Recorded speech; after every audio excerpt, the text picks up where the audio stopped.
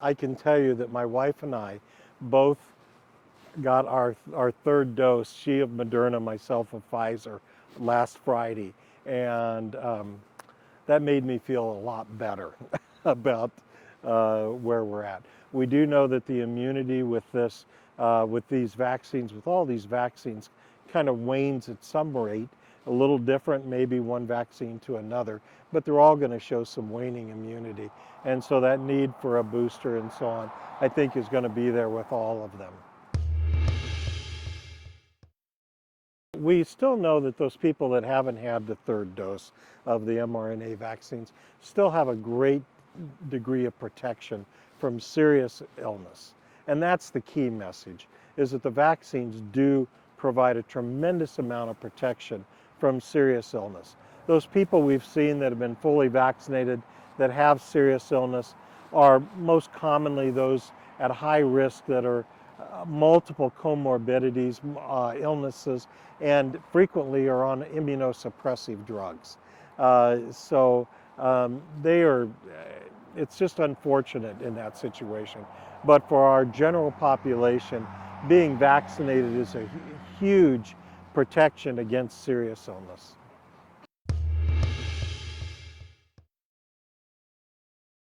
What we don't know is the degree of protection from natural immunity, because if you remember last year, there was a lot of information out there about asymptomatic infection.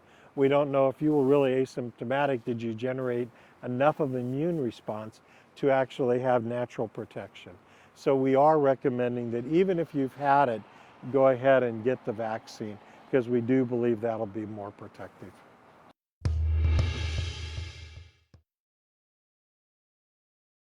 I think it would be reasonable to wait 60 to 90 days, but I still would encourage at the end of that period of time to be vaccinated.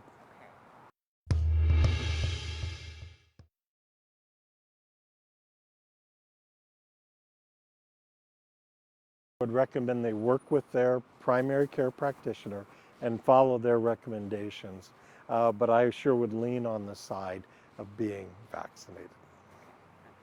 I will tell you, my own daughter-in-law was pregnant, delivered our first grandbaby a few weeks ago. But when she talked to her OB provider, and the question was, do you get vaccinated when you're pregnant, childbearing age? Well, the response she got from her OB provider was, what do you think is worse for the baby, the vaccine or you getting COVID? The answer is pretty clear. We're not seeing any signs of any complications in pregnancy from the vaccine, but we certainly know that COVID can cause problems with pregnant patients.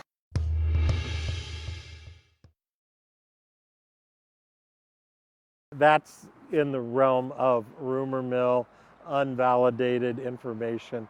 There's no statistical change in fertility, scientific evidence that indicates there's any issue there. There is no evidence today that we are seeing long-term effects from the vaccine. Of course, we'll have to track long-term too, but look at the long hauler syndrome. Look at the long effects of COVID. Look at the people that are, I've got a friend that lives in California that I was just corresponding with yesterday who was intubated in the ICU, and he's in his 60s, and he's wondering if his lungs will ever come back to the point. He told me, I am able to go golf. I can at least live with that. But he said, I'm not living life like I did before, and I don't know if I ever will. And he's a year out from recovery.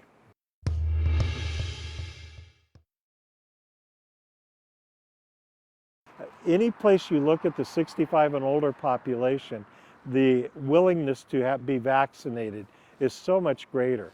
And probably because we grew up lining up in school and getting vaccinated.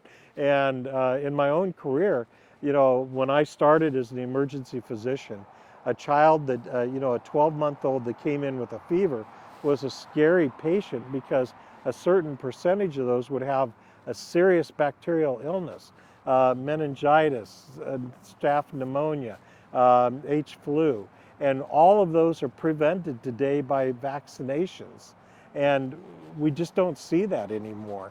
coming into our pediatrician's office or the emergency department. So vaccines work.